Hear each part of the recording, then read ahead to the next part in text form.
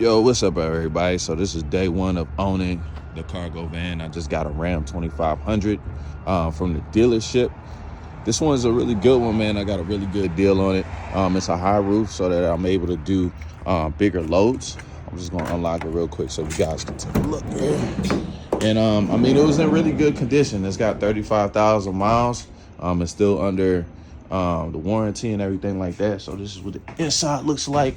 Got the touch screen, Bluetooth, all that good shit. I mean, I really didn't care about any of this stuff. It just so happened that this one had it.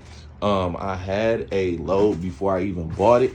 It's really kind of easy to get loads. I only was looking for about a week and was able to get loads without even having a van.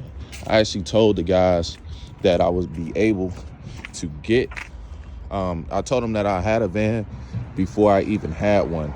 I don't recommend people doing that, but I knew that I'd be able to get approved for a van, so I just went out and bought one as soon as I got word that I could get that contract. It is a master contract, which means that I'll have drivers underneath me. 9 times out of 10, I'm gonna put somebody in this van and, buy another one. My goal is to pay this one off in about, 30 days or so.